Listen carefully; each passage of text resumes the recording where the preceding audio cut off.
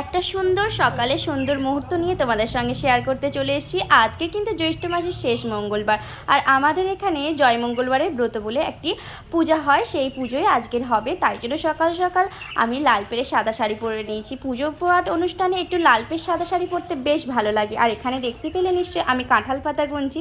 কাঁঠাল পাতা আবার কি হয় রে বাবা? হ্যাঁ, এই পুজোতে কিন্তু পাতায় টাতায় লাগে, কাঁঠাল পাতা, বেল পাতা, দূর্বা, তুলসী পাতা, এইগুলোই বিশেষ করে লাগে। আর লাগে পাকা কাঁঠালি কলা। এখানে আমি 17খানা করে কাঁঠাল পাতা, বেলপাতা, দূর্বা আর তুলসী পাতা গুছিয়ে গুছিয়ে রেখে দিলাম। আমি, জেঠিমা আর বড়দি ভাই তিনজনের জন্য 17খানা করে আলাদা আলাদা করে সুন্দর করে গুছিয়ে রেখেছি। হ্যাঁ, আবার কলা পাতাও লাগে। মা সমস্ত পাতা পাতা তুলে রেখে দিয়েছিল, আমি সেগুলো ধোয়া টোয়াই ছিল, আমি সেগুলো গুছিয়ে গুছিয়ে নিলাম। আমার দিদি নাই, কর্তামশাইকে চা করে দিয়ে এসেছি, আমি চাটা খেয়ে নিয়েছে। আমি পুজো পাঠ করবো, এই কটাই গুছিয়ে নিই, তাহলে আমার কাজটা কমপ্লিট হয়ে যাবে। আর এই কাজগুলো করে তারপরে আমি পুজোর দিকে যাব। এখানে দেখতে পাচ্ছ আমাদের সমস্ত ফুল আছে, একটু অপরাজিতা ফুল, জবা ফুল আর সাদা সাদা টগর ফুলও আছে। তো জেঠিমার সঙ্গে গল্প করতে করতে আমি সমস্ত কিছু গুছিয়ে গাছিয়ে নিচ্ছি। আবার এসে ধান জব সারাতে হবে, বাড়ির কাজকামটা সেরে এসেই ভাবছি জেঠিমার সঙ্গে ধান আর জবটা ছাড়িয়ে নেব। আর তোমাদের সম্পূর্ণ ভিডিওটা দেখাবো এই জয় মঙ্গলবারের ব্রত কথায় কি কি করতে হয় আর কিভাবে পালন করতে হয়, কি খেতে হয়, কি কি উপকরণ লাগে আর কিভাবে করবে তোমরা, তোমাদের যদি কারোর ইচ্ছা থাকে। আমি কিন্তু এই জয় মঙ্গলবারের ব্রত 12 বছর বয়স থেকেই করছি, মানে বিয়ের আগে থেকে। আইবুড়ো মেয়েরা, বিবাহিত মেয়েরা সবাই কিন্তু এটা করতে পারে। এটা সংসারে উন্নতি বলো আর সবাইকে নিয়ে ভালো থাকার জন্যই বলো, আমাদের গ্রাম বাংলার মেয়ে বইরা এরকম ব্রত প্রচুর করে থাকে, আর আমরাও এই ব্রত করে থাকি। আর বারবার মানে আমার মা ঠাকুমারা করে আসছে যেহেতু, তাই আমিও করি। এখনকার মেয়ে হলে কি হবে, এইসব ব্রত করতে কিন্তু আমার পুজো পাঠ করতে বেশ ভালো লাগে। আর ওদিকে দেখছিলাম বাবু ঘুম থেকে উঠে আমার ডাকাটাকি শুরু করলো নাকি। ইলেকট্রিক চলে গেছে, আর ইলেকট্রিক চলে গেলেই বাবুর মনে হয় মা আমার জন্য হয়তো ফ্যান অফ করে দিল। তো আমি সব কিছু গুছিয়ে গাছিয়ে রেখে দিয়েই তবে আর কি বাড়ির দিকে রওনা দেব।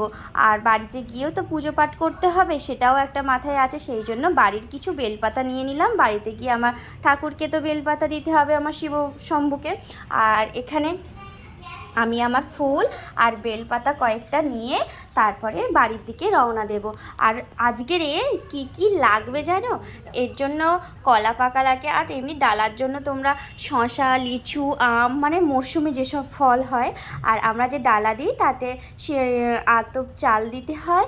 আর তুমি বাতাসা চাইলে বাতাসা, সন্দেশ চাইলে সন্দেশ। তবে মেন এই পুজোর মূল জিনিসটা হলো এই যে গদ গেলার জন্য কলা পাকা। কলা পাকাটা বিশেষ করে লাগবে। আর তার সঙ্গে কি লাগবে, ওই ধান, গম নয়, জব, 17খানা করে তুলসী পাতা, সবকটা একটা পানের খিলির মতো কলা পাতায় মুড়ে সেটাকে চটকে খেয়ে দিতে হবে, মানে গিলে ফেলতে হবে, দাঁত দিয়ে কামড়ালে চলবে না। অনেক সময় এতটাই শক্ত শক্ত থাকে, আমি একটু দাঁত বসে যাই, কি আর করা যাবে, তবু কলা পাকা দিয়ে ঘিটে নিতে হয়। আমাদের এখানে কিন্তু সবাই করে। আমাদের সামনে যে কালীমাতা সংঘ ক্লাবের মন্দির আছে, এই মন্দিরে পুরোহিত এসে পুজো করে, আর আমরা সবাই সেই পুজোর কাছে যাই। আর সেই পুজোর কাছে গিয়ে পুষ্পাঞ্জলি দিয়ে ব্রতকথা শুনি, তারপরে চরণামৃত খেয়ে গদগিলি আর কি। তারপরে আমরা সকালে কিছু খাওয়া দাওয়া করি, নইলে আমি যতক্ষণ না পুজো হয় জলস্পর্শ অবধি করি না। আমার পুজোর ফুল নিয়ে নিলাম, এখানে দেখো আমি গুছিয়ে গাছিয়ে রেখেও দিলাম। আর এখানে আমার ঠাকুরকে আমার সেবা দেওয়া হয়ে গেল। এটা আমার বড় কাজ সারা দিনের মধ্যে। আমি এই কাজটা কমপ্লিট করে ছাদে গিয়েছিলাম। ছাদে গিয়ে জামা কাপড় বেশি আজকের কাচাকুচি করিনি, যেহেতু আজকের অনেকটা কাজ আছে, সেই কারণেই আর কি জামা কাপড় বেশি কাচা হয়নি। দুটো ছিল পোশাক, আমি একটু মেলে দিলাম। আর কর্তামশাইকে বললাম গাছের জলটা দাও, কতদিন বৃষ্টিও হয়নি, বৃষ্টির জন্য যেন গাছ টাছগুলো খাঁ করছে। আর একটু বৃষ্টি হলে যেন কী যে শান্তি পায়। আবার গতকাল এত গরম হচ্ছিল যে বলবার মতো নয়, মানে হাঁপিয়ে যাওয়ার মতো হচ্ছে। এত যদি গরম দেয় তাহলে মানুষ বাঁচবে কী করে। আবার আগামীকাল আছে জামাই ষষ্ঠীও, সেদিন যে কী আনন্দ হবে, আমাকে মনে হয় আগের দিনই চলে যেতে হবে। আর এখানে বাড়ির সামনে দুটো গাছ ছিল হ্যাঙ্গার করা, তো সেখানে আমি গাছে জল দিয়ে দিলাম। আর এখানে আমার বিছানা তুলে নিয়েছি, দরজার জানলাটা খুললাম। এটা হলো মায়েদের বাড়ি আর মায়েদের কলতলা। আমি বলি না কলতলায় গিয়ে মাছ টাছ ধুই, আমি ওই মায়েদের কলতলায় গিয়ে মাছ টাছ ধুয়ে নিই। তো বাবু বিছানা একটু ঘেঁটে দিয়েছিল। বাবু মানুষ, ছোট্ট মানুষ, সব সময় তো দুষ্টুমি করবে, পড়বে। ঘুম থেকে উঠে পড়তে ওকে আমি হরলিক্স খাইয়ে তারপরে ভাবলাম, আর ভাতও বসিয়ে দিয়েছিলাম, ভাত আর আলু ভাতে বসিয়ে দিয়েছিলাম যাতে বাবু টিফিনে একটু খেতে পারে আর কি। তারপর জেঠিমাদের বাড়ি আস্তে আস্তে চলে গেলাম। আমার জেঠিমার শরীরটা ভীষণ খারাপ, তোমরা নিশ্চয় বুঝতে পারছো। আসলে জেঠিমা একসময় বেশ সুন্দরী ছিল, খুব, আমি যখন এসেও দেখি বেশ সুন্দর ছিল, কিন্তু এখন শরীর এত অসুস্থ, উনি সুগারের পেশেন্ট কি না, তাই জন্যই। আর সেরকম কিছু করতেও পারে না, জব টব ছাড়াতে পারে না। আমায় জিজ্ঞাসা করছিল তুমি সব ছাড়িয়ে নেবে তো, আমি বলি হ্যাঁ রে বাবা আমি ছাড়িয়ে নেবো। আর জবগুলো বসে বসে নখ দিয়ে ছাড়াতে অনেকটাই সময় লাগে, তো সেটাই বসে বসে ছাড়াচ্ছিলাম। জেঠু এসে দেখো বলছে ওই লাল বাস্কেটটা কে দিল, এই বাস্কেটটা কার, আমাকে বারবার জিজ্ঞাসা করতে। যেটু একটু কম শুনতে পায়, বয়স হলে যেগুলো হয় আর কি। আমি ওনাকে বুঝিয়ে বুঝিয়ে বললাম আমার শাশুড়ি মা তোমার সুন্দরীকে দিয়েছে, মানে ওনার নাতনিকে দিয়েছে। জানো তো আমার বাবু, মানে আমি যখন প্রেগনেন্ট ছিলাম আমাকেও জেঠিমা আমার সাদে এরকম একটা বাস্কেট গিফট করেছিল। আমি আবার বললাম আমার শাশুড়ি মা তোমাদের দিয়েছে আর জেঠিমা আমাদের দিয়েছিল, ওই জন্য আর কি আমাদের দু জায়কে সাদেতে জেঠিমা এরকম বাস্কেট দিয়েছিল, তাই হয়তো আমার শাশুড়ি মাও দিল জেঠিমার নাতনি হতে। ওইগুলো খুব কাজে লাগে জানো তো, ওগুলো বাচ্চাদের জামা কাপড় রাখার জন্য, বাচ্চাদের ছোটো ছোটো অনেক জামা কাপড় হয় কি না, কাঁথা টাতা এটা সেটা, সেই জন্য। তো জেঠিমার আমি বসে বসে অনেক গল্প করছি আর বসে বসে এগুলো ছাড়াচ্ছি। জেঠিমা না আমার এখানে বেশ ভালো বন্ধু, মানে আমার তো সেরকম ননদ টনদ কেউই নেই, তো জেঠিমার সঙ্গে আমি মানে জবে থেকে এসেছি 8 বছর হলো, আমার জেঠিমার সঙ্গে ভীষণ বন্ধুত্ব, সব কথা না বলে আমি থাকতে পারি না জেঠিমাকে, তাই জন্য একটু বসে বসে গল্প করছি। জেঠিমা ভুল কিছু করে ফেলেছে তাই মাথায় হাত চাপড়াচ্ছে।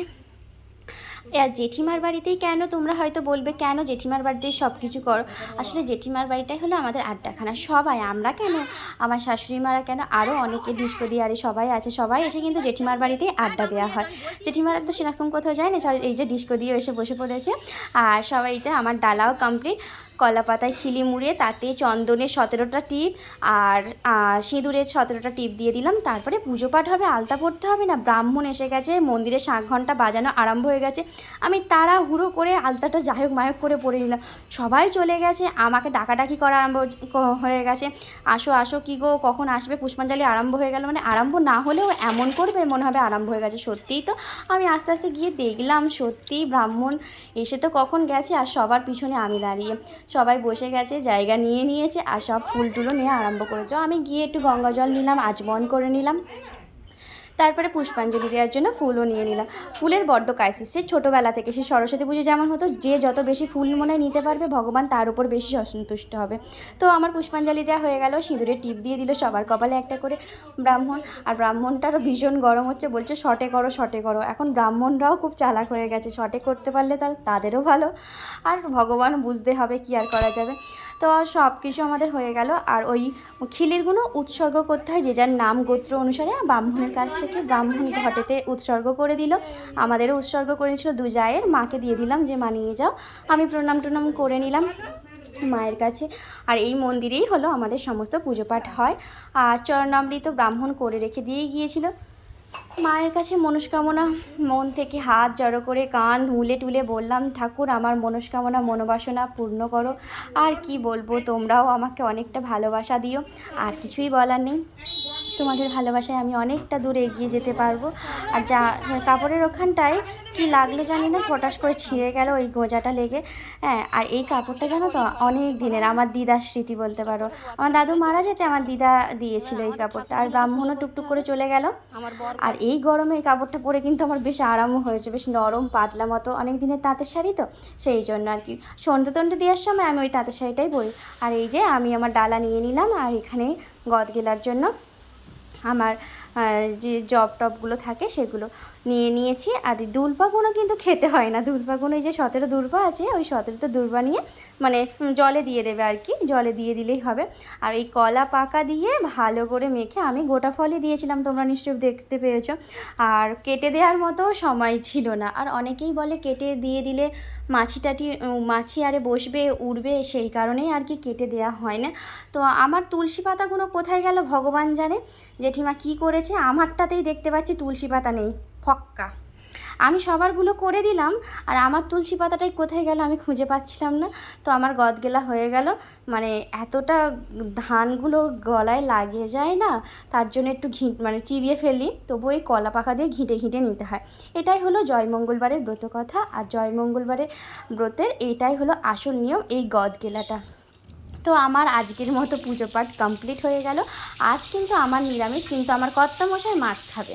আজকে আলু দিয়ে মাছ দিয়ে কালিয়া করে দেবো, আর এখানে আমরা টমেটো দিয়ে চাটনি করেছি।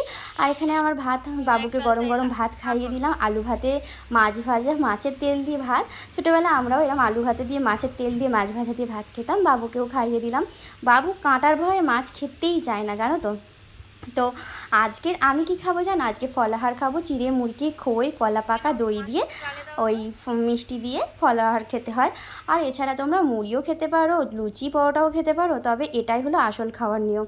আগে ছোটোবেলায় কিন্তু এসব আমি মানে দেখলেই নাক সেটকাতাম, কিন্তু এখন বেশ ভালো লাগে, আর এটা খাওয়াটা বেশ উপকারও। তো দই দেখেই বাবু বললো আমাকে মা 1 চামচ দাও। ওকে না ফেলে খেতে পারি, কর্তামশাই এসেছে টিফিন করতে, পান্তা খাবে, এই যে বাবুও বসে পড়েছে ওর পাপার সঙ্গে।